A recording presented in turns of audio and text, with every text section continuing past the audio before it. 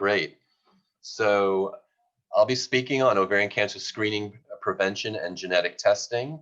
And I think this is a very important topic because ovarian cancer usually presents in an advanced stage and is very difficult to completely and permanently cure. So the optimal strategy for reducing mortality from ovarian cancer would be to prevent it from happening to begin with. So that will be the focus here.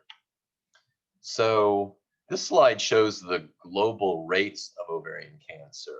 And it's an interesting slide. It's a colorful slide, but it's also a slide that gives me hope because you can see the colors correspond to different incidence rates. So the red is about 14 cases per 100,000, and then orange 8.5, yellow 6.4, green 4.9, down to the lowest, the dark green 3.7. So just looking in different countries throughout the globe, there's about a 5-fold difference in the rate of ovarian cancer.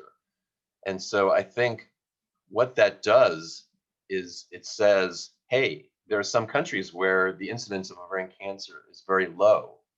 And what can we learn about practices, behaviors, genetics in one country versus another? So the main conclusion that we've drawn so far from epidemiologic studies is that reproductive behaviors have a profound influence on the risk of ovarian cancer. So what do I mean by reproductive behaviors? Well, women who have 3 children reduce their risk of ovarian cancer by about half. Women who use the pill for more than 5 years reduce their risk of ovarian cancer by half. Women who breastfeed also can profoundly reduce their risk of ovarian cancer. So what is it about pregnancy, birth control pill use, and breastfeeding that reduces your risk of ovarian cancer? Well, we think that it relates to ovulation. And so when you're pregnant or breastfeeding or on the pill, you don't ovulate. And this slide shows a picture of the fallopian tube picking up an egg from the ovary that's just ovulated. And it's thought that ovulation is a fairly violent process with an egg bursting out of the ovary and then being picked up by that fallopian tube. And so there's probably a lot of inflammation at the site of ovulation and potentially DNA damage that causes mutations. So it's thought that this process of ovulation, although it's a normal process of the body that occurs monthly in women during the reproductive years, it also predisposes to this inflammation and DNA damage that can cause mutations and eventually cause ovarian cancer. So again, why would a normal physiologic process like ovulation relate to cancer? Well, if you look at the way our species evolved, tens of thousands of years ago, we were living as hunter-gatherers, basically hunting for meat and gathering roots and vegetables. And nutrition wasn't as good, so women tended to start menstruating at a later age, go through menarche at a later age. And then once they became fertile, hunter-gatherer women typically had many pregnancies. There was no contraception. The only contraception really was breastfeeding because breastfeeding inhibits ovulation. And so hunter-gatherer women were typically having many pregnancies, one after another, and breastfeeding for a few years for each of the children.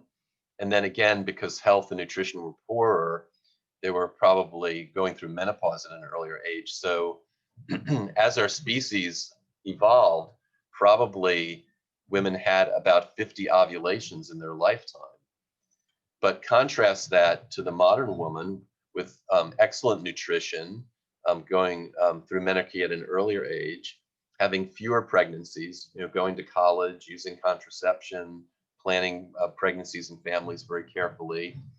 And then certainly with formula, less breastfeeding and for a lesser amount of time, even when women do breastfeed.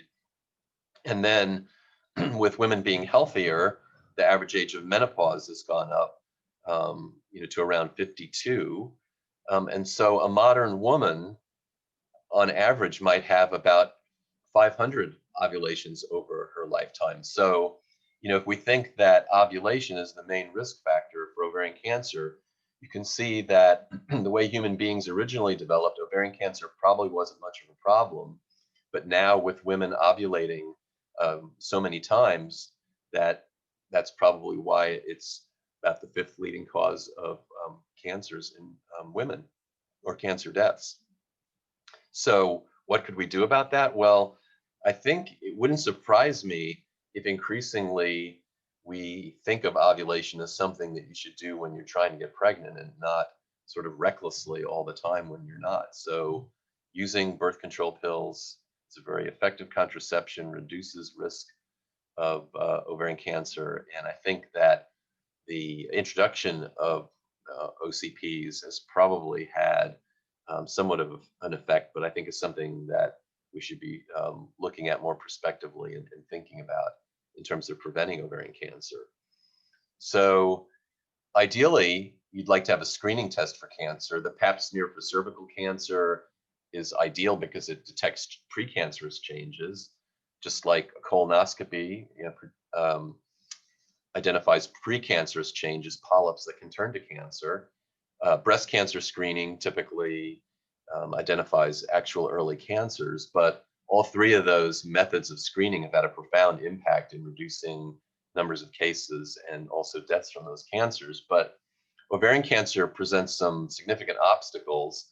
For one, the ovaries and tubes are small organs that are buried deep inside the body, so they're not as accessible as, say, the cervix or the breast. Also, we don't really have an easily detectable precancerous lesion like a colon polyp that we can identify even under the best of circumstances. And then ovarian cancer is not as common as, say, breast or cervical cancer would be without screening. And so the rarer a cancer is, the more people you have to screen, and the more it costs for each case that you detect. Unfortunately, ovarian cancers, when they're early, produce very few symptoms. So typically, they don't come to attention until they're spread in the abdominal cavity. And then there's also this phenomenon where when you do screening for cancer, you tend to detect some of the less aggressive, more curable cases. So it may not have as much of an impact on mortality. And this is illustrated by the sort of controversy about whether PSA screening is a good idea in prostate cancer prevention. There's a lot of screening that's gone on, and a lot of cancers that have been detected, but it's not clear that it's really lowered the death rate from prostate cancer. So there was a large study in the US in the 1980s and 90s, the PLCO study, where prostate, lung, colon, and ovarian cancer screening was looked at. This included 78,000 premenopausal or postmenopausal women. And the screening modalities that were used were the CA-125 blood test that most of you are probably familiar with, because it's also a marker for ovarian cancer that we follow at every visit pretty much when you have ovarian cancer. But the idea is if it's elevated, it might detect ovarian cancer or indicate ovarian cancer in someone not already diagnosed. And then TVS is transvaginal ultrasound, which is an imaging technique to look at the ovaries. So these patients were screened for about 5 years and then followed for another 12 years.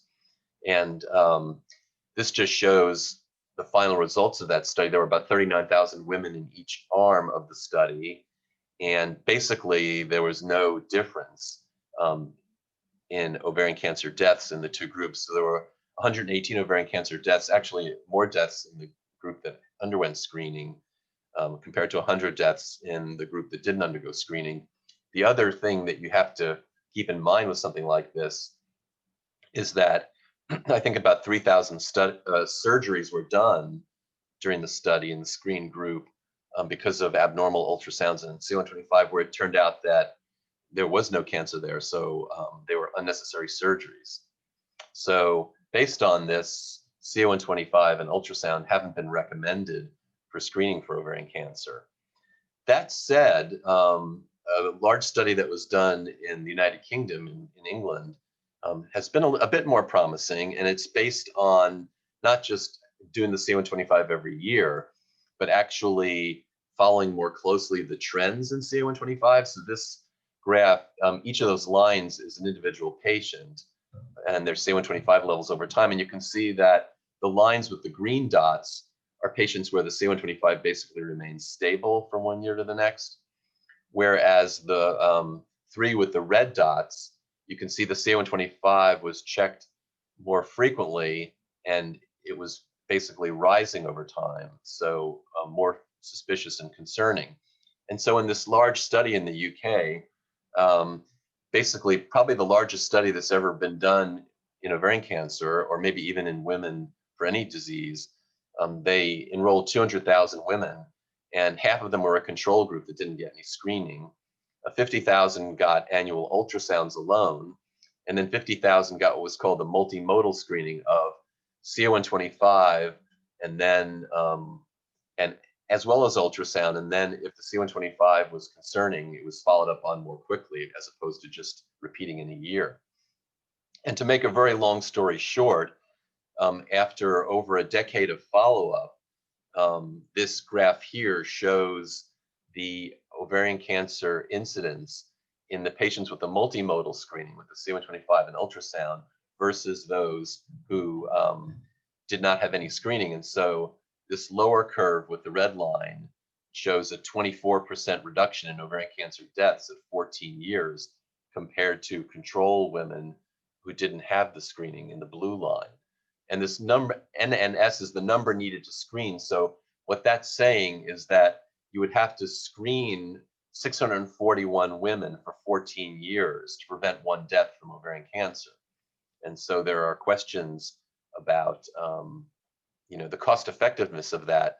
But this approximately 25% reduction in mortality is similar to what you get with mammogram screening for breast cancer. I think a lot of people assume that screening for breast cancer, if you do it, you're not going to die of breast cancer. But even the best screening tests we have, like for breast and colon cancer, are not 100% effective. So this data is still considered premature. Longer follow-up of the subjects in the study is ongoing, and hopefully we'll hear something within the next year or two. This initial data was reported in 2015.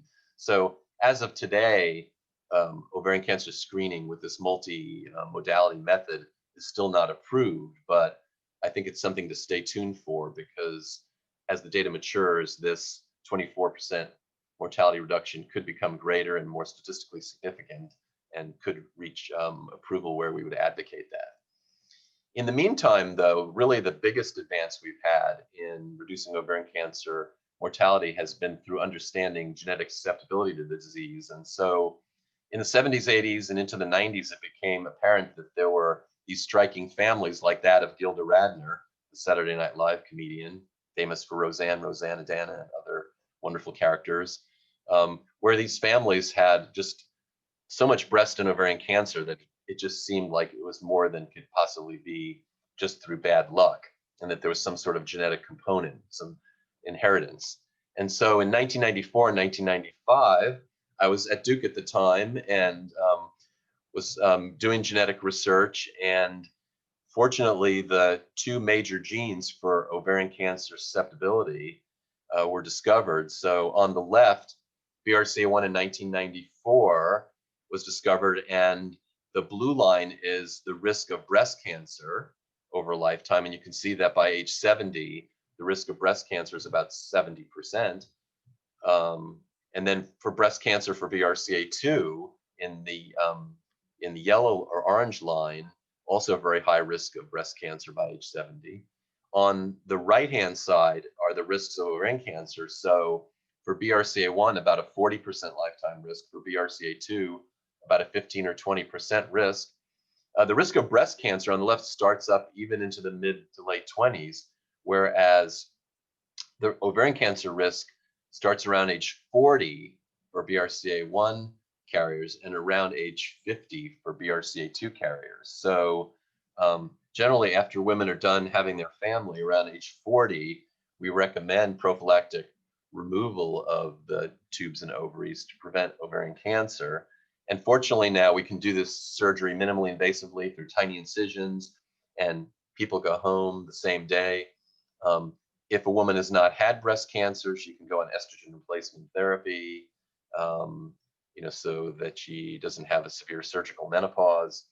And going on to estrogen therapy, there's still a reduction in breast cancer risk, because the amount of estrogen that's used in replacement is less than what would be the ovaries would be making if they were still in.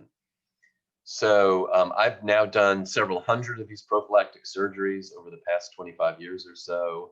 And I just feel like every time I do one of those surgeries, I probably save about a third of a life. So like every 3 or 4 surgeries on a BRCA1 carrier, I've probably saved one life. So that really is wonderful. Um, Future developments in this area include the idea that actually most of these cancers start in the fallopian tubes, not in the ovaries. And so could we remove just the fallopian tubes? This is still something that's considered investigational, but there are studies going on. And so hopefully in the future, we'll know to what extent just removing the fallopian tubes as opposed to the tubes and ovaries is protective. Um, and then the other thing that's come out of this is the idea of opportunistic salpingectomy. Now that we know, again, that most of these cancers start in the tubes, why not remove the tubes on normal risk women who are done having children, who are having other sorts of surgeries? For example, in the past, if we did a hysterectomy on a woman for fibroid tumors in the uterus at age 40, we would just leave the tubes with the ovaries because it's easier to just clamp between the tubes and ovaries in the uterus and leave the tubes with the ovaries. There was also concern that maybe removing the fallopian tubes from the ovaries compromises the blood supply to the ovaries and would cause an earlier menopause. But right now, there are a number of studies going on, most notably in British Columbia and Canada, where they're trying to opportunistically remove as many fallopian tubes as they can um, from women who are undergoing surgery for other reasons and who've completed their family. And so hopefully within a decade, we'll have more data and information there. So this just shows a picture of the fallopian tubes and ovaries. And you can see that at the end of the fallopian tubes, there's these little finger-like projections, which are the fimbria. And again, that's where most of the inflammation and DNA damage occurs and where most of the cancers start. So, when we do these surgeries, again, we now try to cut right next to the uterus and remove the tubes and ovaries completely. So the genetic testing that we started at Duke and other cancer centers in the mid 1990s subsequently became commercialized, and Myriad Genetics is one of the big companies that's done the testing. They had the patents on the genetic testing for many years for BRCA1 and 2, so you had to do it through them, and it was fairly expensive. But more recently, the technology for doing the genetic testing has advanced, and we now have something called next generation sequencing that allows really from just one blood or spit sample to extract DNA and at the same time sequence for about 25 genes that are involved in different types of cancer syndromes. And it's just as cheap and easy to do all of them at one time. So the Myriad MyRisk panel now pretty much doesn't look just at BRCA1 and 2, but also other genes that have been discovered that are related, like RAD51C and D, BRIP1. Those are all thought to increase ovarian cancer risk, as well as other genes like for Lynch syndrome and so forth. And so as this genetic testing becomes less and less expensive, there's some thought that eventually we might like to do this testing on everybody when they were, say, 25 years old to find out what sort of cancers they're predisposed to. And certainly, I don't think this is out of the realm of possibility. And again, it would not surprise me within the next 5 or 10 years to see that start to happen. So one of the really important parts of cancer genetics is what we call cascade testing. Basically, it's a way to identify and test relatives of people who have genetic conditions that may run in the family, such as hereditary cancer syndrome. So, like a lot of other genetic conditions, the BRCA1 and 2 have what's called an autosomal dominant inheritance. So you basically get one copy of each gene from both of your parents, so one from your mother and one from your father. And all it takes is getting the one bad copy from one parent to cause the increased cancer susceptibility. But once, say, the woman in this picture is diagnosed with breast or ovarian cancer and found to have a BRCA1 or 2 mutation, all of her children have a 50% risk of also carrying the mutation. Her siblings have a 50% risk of carrying the mutation, and her nieces and nephews have a 25% chance. And once a mutation is discovered in a patient, we know exactly where that mutation is. So it's a lot cheaper, easier, and less expensive to do the genetic testing in the other family members. But you would think that this would always happen automatically because of how concerning it is. But the reality is that a lot of families now don't live near each other, don't speak that often, maybe even estranged. And so it's frustrating just how often we try to work with families and don't manage to get all the relatives in for testing, because basically we tell the patient, tell your relatives to get the testing. It's really not permissible for us as healthcare providers to independently contact patients' family members because they're not our patient. And really the imperative to protect the patient's confidentiality overrides the sort of duty to warn other relatives. But actually, there's some lawyers who are starting to study this and are saying, well, gee, for sexually transmitted diseases, those have to be reported to the health department, and sexual contacts have to be warned by the health department because they're in danger and at risk.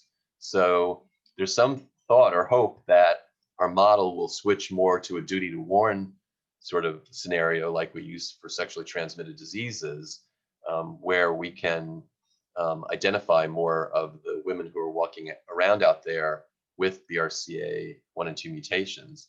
And even though genetic testing has been around for 25 plus years, it's estimated that the majority of the women in the United States who are walking around with these mutations that give you a very high risk of breast and ovarian cancer don't even know that they have it. Certainly, folks like Angelina Jolie and other celebrities have tried to come out and make statements, public service announcements, but we still have a long way to go on that.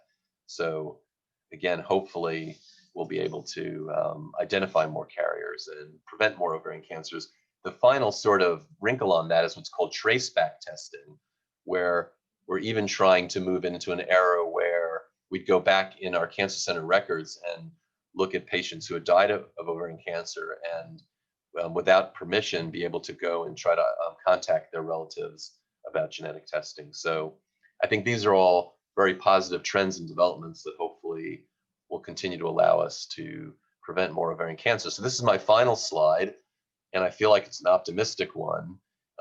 Basically, it shows the incidence rates over time for ovarian cancer. So if you just focus on the top curve, which is the yellow, or the green, which is, maybe we'll focus on the green curve, which is all races.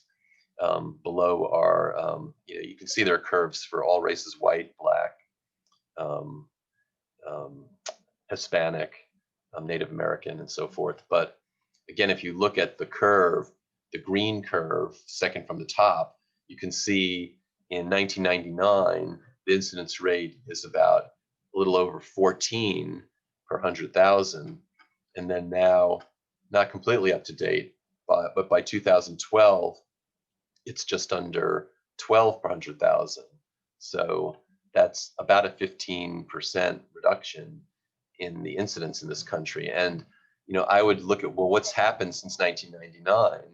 Well, we've had more and more use of oral contraceptive pills and more genetic risk identification and genetic testing and prophylactic surgery to remove tubes and ovaries. So again, I think these are positive developments. Prevention is not going to be the whole answer to ovarian cancer, but it has to be part of the answers. We also need answers on treatment and screening as well. So with that, I will stop here. And again, I'm going to look at the chat as we launch into Dr. Secord's talk. Let's see. I think you have my slides too. Thank you. That was an excellent talk. It's great to see everybody. If you want to, are you seeing Dr. Secord's talk now on the screen? Angela, are your slides up? Can you see those? No, I don't see them. Okay. What do you want to try to share them yourself? You have them up, Okay. or do you want me to try to do that? I don't have them up, but why don't you go ahead and do some questions on the chat and I'll pull mine up. Does that sound good? Okay, let me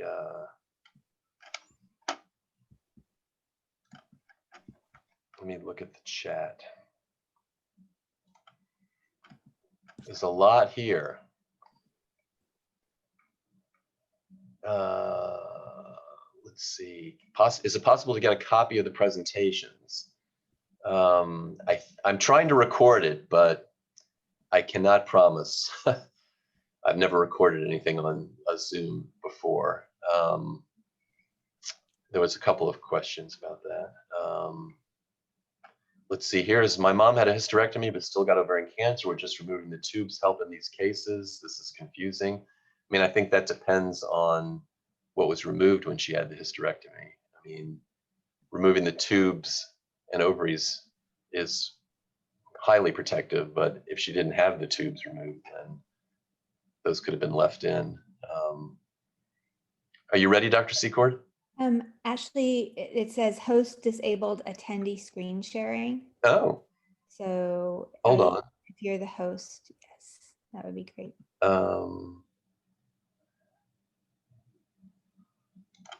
I see so many patients out there. Okay, I see so many patients out there. It's great to see your faces. Hi. Oh, good job getting this done virtually, at least so we can see each other. It's very exciting. There, all right. There we go. Yep. All right, let me just start from the beginning here. So my goal is to talk to you today about the use of PARP inhibitor drugs in treatment of ovarian cancer. And I know that some of you are on these medications. So these are my verbal disclosures. I do a lot of clinical trials at Duke, and I receive a lot of clinical trial grant funding, as well as participation on advisory boards for several companies and on steering committees for some of these trials. My goal today is to review how PARP inhibitors work, which I will tell you not everybody completely understands, but we're going to go through what they think is the most likely mechanism. And then we're going to talk about where PARP inhibitors are today, currently in the use for patients with ovarian, tubal, and peritoneal cancer. And we'll review some side effects of PARP inhibitors and then describe some of the trials in ovarian cancer, which I actually had to take out that slide in the interest of time, but I'll talk to you about one that we have at Duke. So PARP inhibitors are a very interesting drug. And so you see this little circle here that's orange that says PARP, P-A-R-P. That's actually an enzyme that is involved in repair of single-stranded breaks of DNA. So DNA, you all may know, is a very important component of every cell in our body. And cancer cells and normal cells all have DNA. Well, what the PARP inhibitors do is target this PARP enzyme and prevent it from working.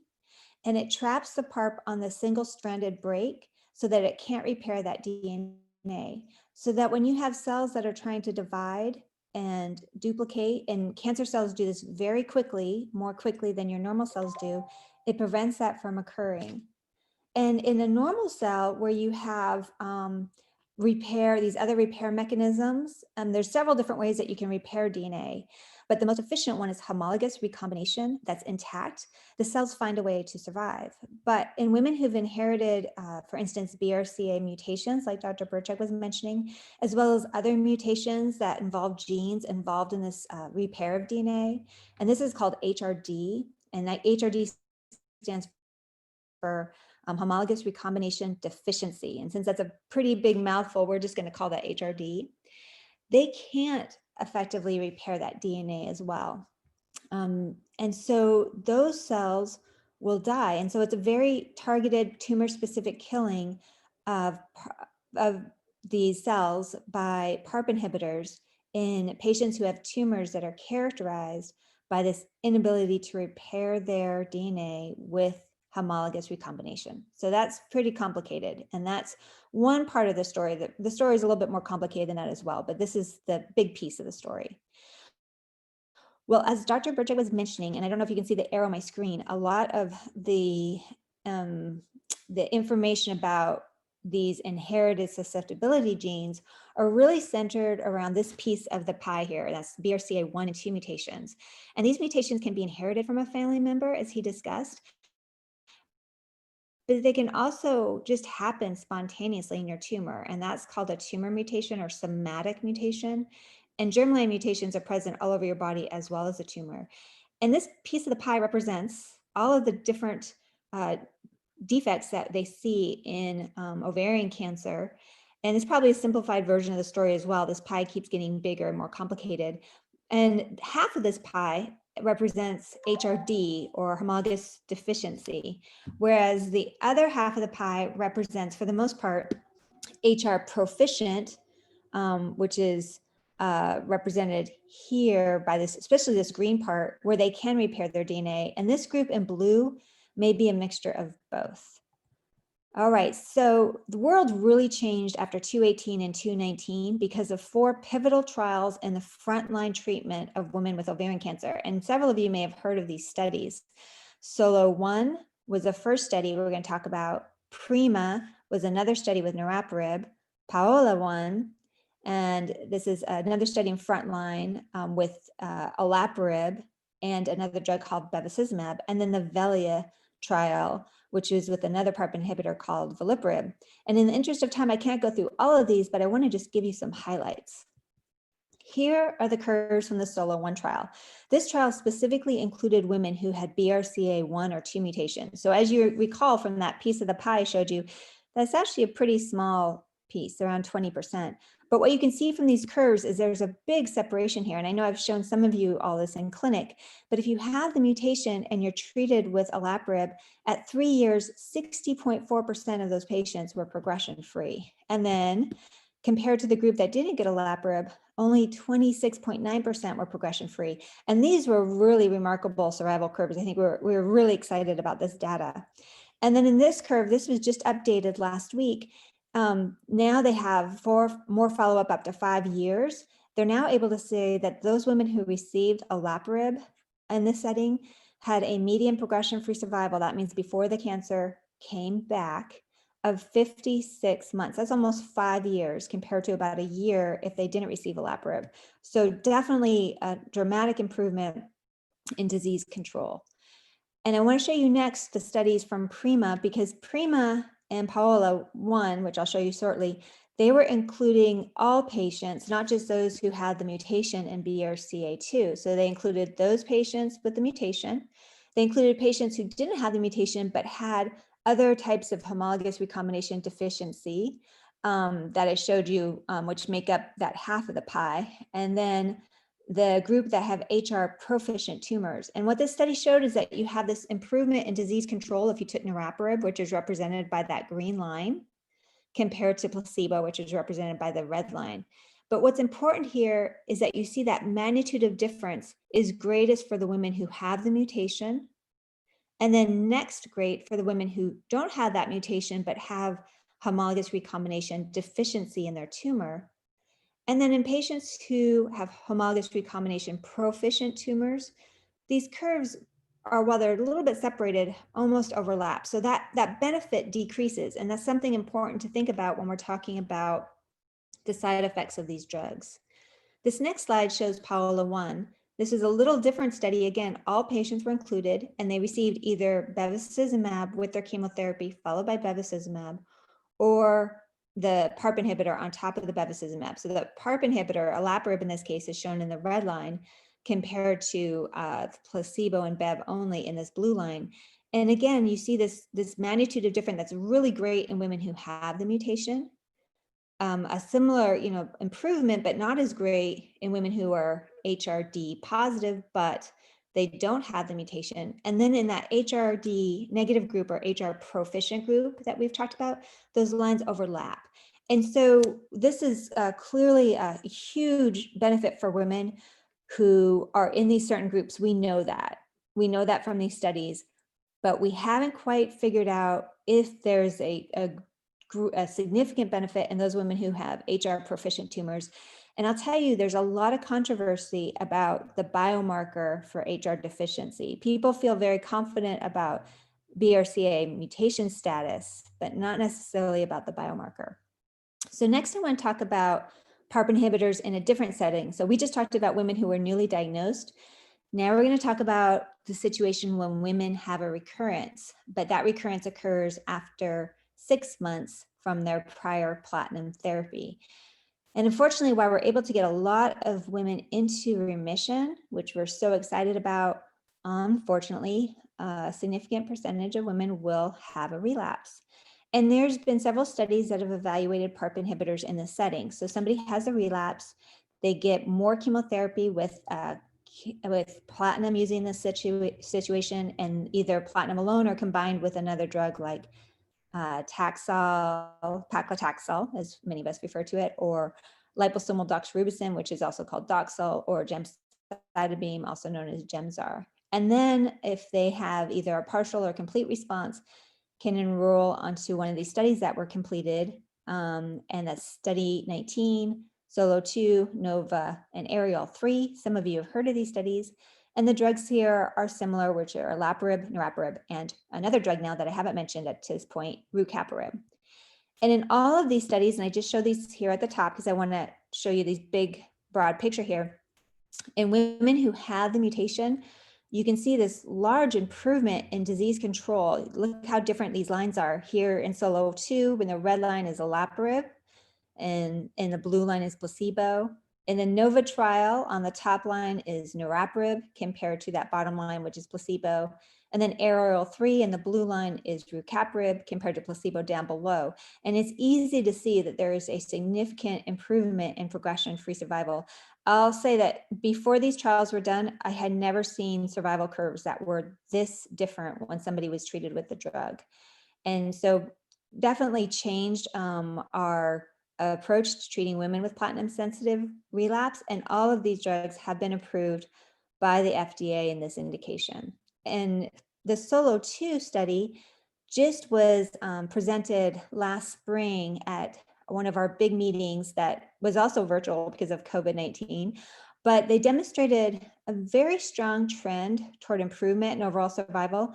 And that's shown by this blue line for women treated with olaparib.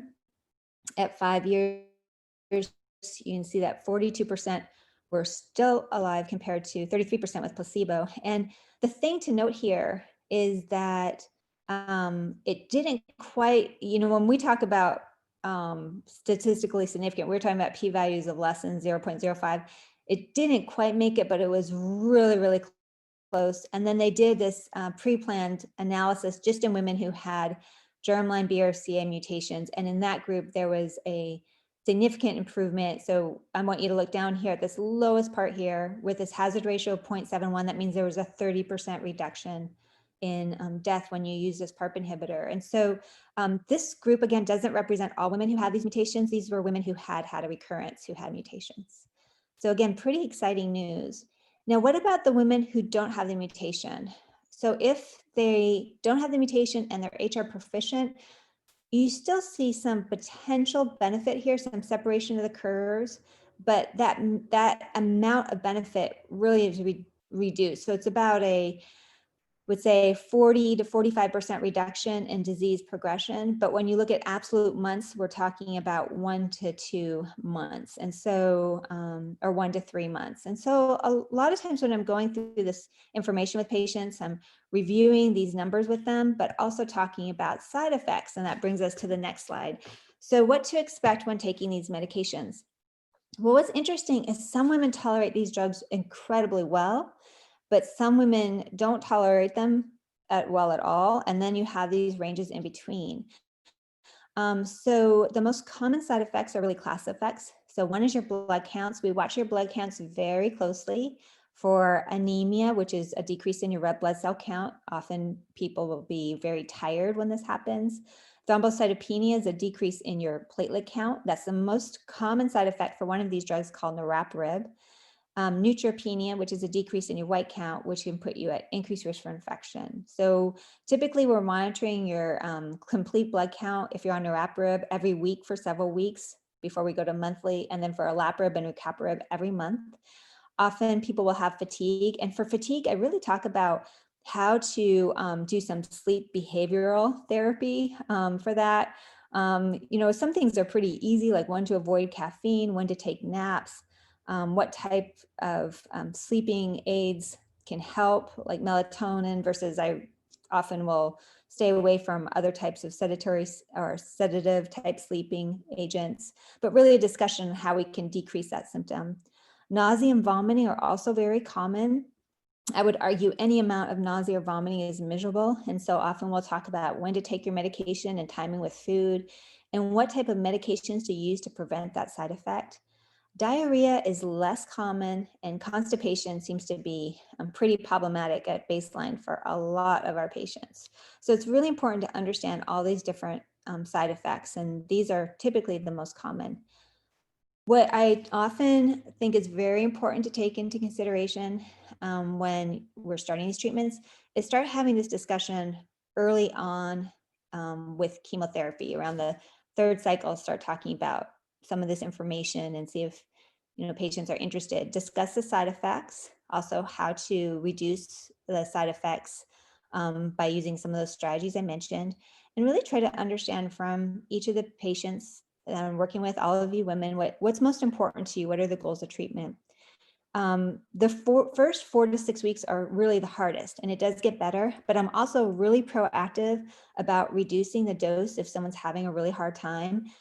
There's not a lot of data about what the right dose to be on to have that beneficial effect. So I've seen patients who've done really well for a long time on the lowest dose. It's just really important to keep somebody on schedule and taking the medications. One of the risks that we talk about, which is really hard to fully understand sometimes, is something called MDS or AML. And AML is a type of leukemia that is very severe and is often fatal. And when the first studies came out, that risk was all less than 2%. But the most recent data from SOLO2 showed that for those women, that risk was even as high as 8%. So I think it's really important to have this discussion and monitor those blood counts very closely. And this is something that's hard to quantify because for most of the studies, it's a pretty low rate, except for this one study. So we'll see about further information. This is a study that we have open at Duke right now. It's called the LEO-1 study, and we're evaluating lucitanib in combination with Nivo. There's another sister study to this, which is a PARP inhibitor, and that's what I thought I put in here, so I apologize. But this is one of the studies that we have open, and this is just an immunotherapy strategy, and a lot of people are very interested in immunotherapy, and lucitanib is a drug that targets blood vessels. We have another study that's targeting a PARP inhibitor with niraparib and combined with an immunotherapy called dostarlimab. And that study is called the Moonstone study. And that study is actually on hold right now. If you're interested in any of our trials, just feel free to give me a call and our team can work with you and see if we have anything that's an option.